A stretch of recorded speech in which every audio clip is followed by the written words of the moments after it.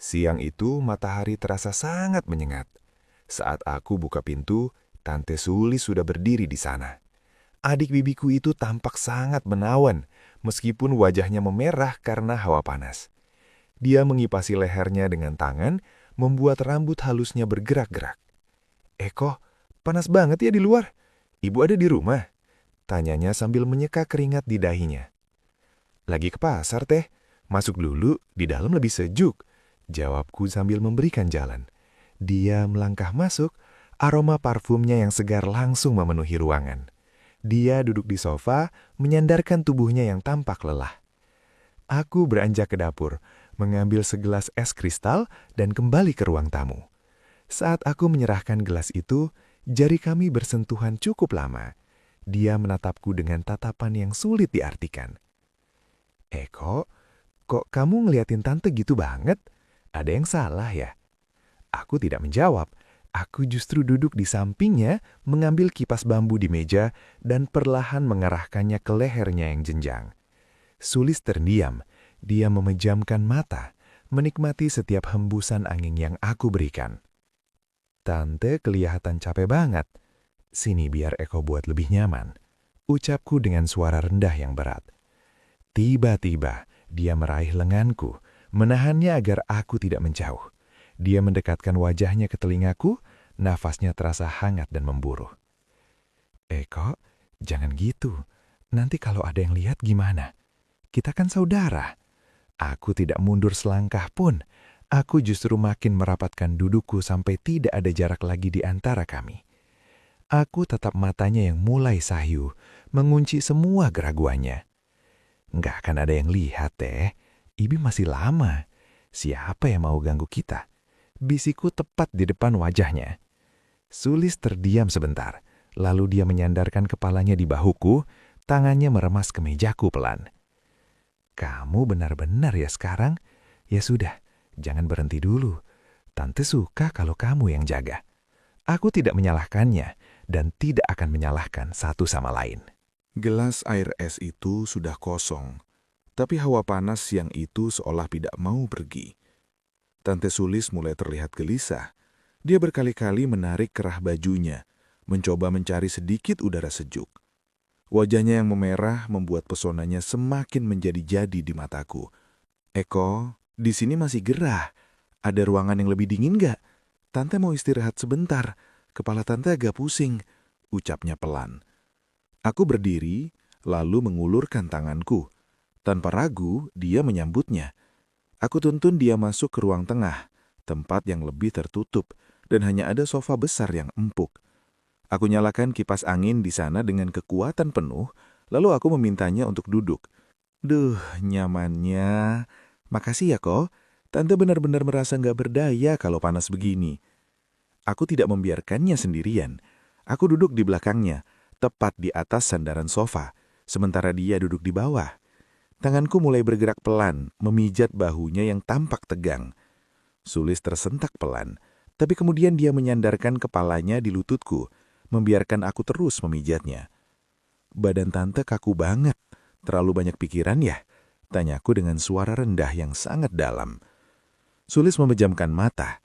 Rintihan kecil keluar dari bibirnya saat jemariku menekan titik yang tepat di lehernya. Dia meraih tanganku, lalu membawanya ke depan dadanya, seolah tidak mau aku berhenti. "Eko, kamu kok pinter banget mijatnya? Babak jangan gitu. Maksud tante jangan kenceng-kenceng, tapi jangan dilepas ya." Aku menunduk, sampai helai rambutnya menyentuh wajahku. Aku bisikan kata-kata yang mengunci semua keraguannya. "Tenang saja, Teh. Nggak ada yang perlu disalahkan. Kita berdua cuma butuh tenang sebentar, kan? Siapa yang mau ganggu kita di sini?" Sulis berbalik perlahan, menatapku dari bawah dengan mata yang sudah sangat sayu. Dia tidak lagi bicara soal status. Dia tidak lagi peduli pada siapa yang akan datang. "Iya, Ko. Tante nurut saja sama kamu. Tolong buat tante lupa sama rasa pusing ini ya." Aku tersenyum tipis. Aku tidak menyalahkannya, dan aku tidak ingin menyalahkan diriku sendiri. Aku rangkul lehernya dengan lembut, membawa wajahnya semakin dekat. Di ruang tengah yang sunyi ini, Hanya ada aku dan Tante Sulis yang semakin larut dalam kenyamanan yang kami buat sendiri. Siang semakin terik di luar sana. Tapi di dalam ruang tengah ini, suasana terasa sangat dingin dan tenang. Tante Sulis masih bersandar di pelukanku. Napasnya sudah mulai teratur, namun sangat dalam. Aku bisa merasakan kelembutan tubuhnya yang benar-benar pasrah dalam dekapanku. Aku terus membelai rambutnya, lalu turun perlahan ke pipinya yang masih terasa hangat. Sulis bergenak sedikit. Dia memutar tubuhnya hingga kami kini duduk berhadapan di atas sofa yang empuk. Matanya menatapku dengan tatapan yang sangat jujur, tanpa ada lagi rahasia yang ditutupi. Eko, Tante nggak pernah merasa setenang ini. Rasanya Tante nggak mau pulang dulu kalau kayak begini. Aku memegang kedua tangannya, menggenggamnya dengan erat untuk memberikan kepastian. Tante nggak usah mikir macam-macam. Di sini cuma ada kita berdua, gak ada yang salah dan gak ada yang perlu kita sesali nanti. Ucapku dengan suara rendah yang mengunci hatinya. Sulis mendekat, dia menyandarkan dahinya di dahiku. Aku bisa mencium aroma parfumnya yang kini bercampur dengan aroma tubuhnya yang khas. Dia memejamkan mata, membiarkan jemariku bermain di tengkuknya. Bapak, Eko, jangan lepasin ya. Tante mau kayak begini terus. Siapa yang mau ganggu kita? Gak ada kan? Aku menggeleng pelan. Lalu aku kecup keningnya dengan sangat lama. Aku tidak menyalahkannya atas perasaan ini. Dan aku pun tidak ingin menyalahkan diriku sendiri karena telah jatuh dalam pesonanya. Kami berdua hanya dua orang manusia yang menemukan kenyamanan di saat yang tidak terduga. Nurut saja sama Eko teh. Biar siang ini jadi milik kita berdua saja. Siapapun yang datang nanti, itu urusan belakangan. Bisikku tepat di depan bibirnya. Sulis tidak menjawab lagi dengan kata-kata. Dia justru menarik tubuhku agar semakin rapat, menyembunyikan wajahnya di ceruk leherku. Di siang hari yang bolong ini, kami menciptakan dunia kami sendiri. Dunia di mana tidak ada status, tidak ada larangan, hanya ada rasa bahagia yang mengalir tanpa henti. Suasana tenang di ruang tengah tiba-tiba pecah oleh suara pagar yang digeser. Aku dan Tante Sulis tersentak. Itu suara motor ibu. Kami berdua langsung bergegas merapikan diri. Aku merapikan kerah bajuku yang sedikit berantakan, sementara Sulis dengan cepat merapikan rambutnya dan daster yang dipakainya. Ibu pulang ya kok? Aduh, ganggu saja. Bisiknya dengan wajah yang sedikit panik, tapi tepat terlihat mempesona. Aku memegang bahunya, menenangkannya agar dia tidak terlihat gugup saat ibu masuk nanti. Aku menatap matanya dalam-dalam, memastikan dia tetap tenang. Tenang teh, jangan panik. Kita bersikap biasa saja. Ucapku dengan suara rendah yang tegas. Sulis mengambil gelas kosong di meja untuk dibawa ke dapur sebagai alasan. Saat berpapasan denganku di lorong menuju dapur, dia sempat berhenti sebentar. Dia menyentuh lenganku dengan jari halusnya, menatapku dengan tatapan yang sangat manja. Eko, ganggu saja ya ibu kamu pulang sekarang. Padahal tante masih mau dimanja sama kamu. Aku tersenyum tipis, lalu berbisik sangat dekat di telinganya sebelum suara langkah kaki ibu sampai di pintu depan. Sudah, jangan cemberut gitu. Nurut saja sama Eko. Kita nggak ada yang salah di sini. Sulis mencubit pinggangku pelan, lalu dia membisikkan sebuah janji yang membuat jantungku berdegup kencang. Ya sudah, nanti malam saja ya kamu ke rumah tante. Jangan sampai nggak datang ya, tante tunggu. Aku hanya mengangguk mantap. Tak lama kemudian, pintu depan terbuka. Eko? Oh, ada Sulis juga di sini.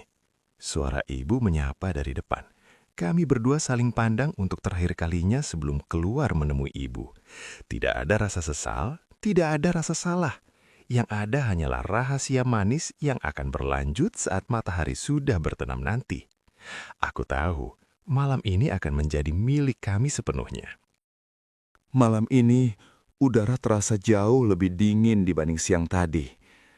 Aku berdiri di depan pintu rumah Tante Sulis. Suasananya sangat sunyi. Hanya ada lampu teras yang temaram. Belum sempat aku mengetuk, pintu sudah terbuka perlahan. Sulis berdiri di sana, menungguku dengan senyum yang sangat manis. "Eko, kamu benar-benar datang," ucapnya dengan suara yang hampir berbisik. Aku melangkah masuk dan dia langsung mengunci pintu di belakangku.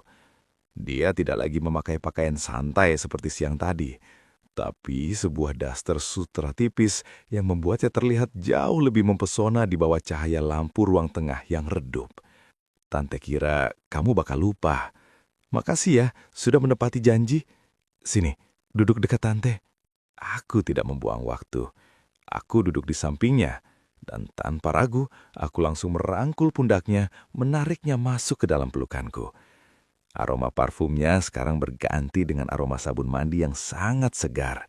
"Eko nggak pernah ingkar janji, Teh. Apalagi kalau itu buat tante." Jawabku dengan suara rendah yang sangat dalam.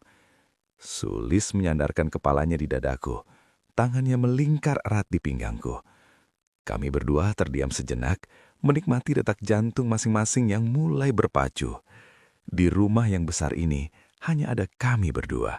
"Eko, malam ini jangan pulang cepat ya. Tante nggak mau sendirian lagi. Nggak ada yang salah kan kalau kita begini?" Aku memegang dagunya, mengangkat wajahnya agar menatap mataku. "Nggak ada yang salah, Teh. Kita cuma dua orang yang ingin bahagia malam ini. Nurut saja sama Eko ya," bisikku tepat di depan wajahnya. Sulis mengangguk pelan, matanya terpejam saat aku mengecup keningnya dengan sangat dalam. Dia semakin merapatkan tubuhnya, seolah tidak ada udara yang lewat di antara kami. Di malam yang sunyi ini, janji itu terbayar lunas. Tanpa rasa takut, tanpa rasa bersalah. Hanya ada aku dan Tante Sulis yang larut dalam kebahagiaan yang kami ciptakan sendiri. Aku berdiri di teras rumah Tante Sulis, menghirup udara malam yang segar sebelum benar-benar beranjak pulang. Di dalam sana, suasana masih terasa hangat. Aku menoleh sedikit ke arah jendela yang tertutup rapat, membayangkan bagaimana kami menghabiskan waktu berjam-jam tadi hanya untuk saling berbagi kenyamanan. Tiba-tiba pintu terbuka sedikit. Sulis muncul di balik celah pintu, menatapku dengan mata yang sangat tenang. Tidak ada ganjalan di wajahnya, tidak ada rasa sesal yang tersisa. "Eko, hati-hati di jalan ya. Jangan lupa kasih kabar kalau sudah sampai rumah." Aku melangkah mendekat, memegang jemarinya yang masih terasa halus. Aku tatap matanya sekali lagi untuk memastikan segalanya baik-baik saja.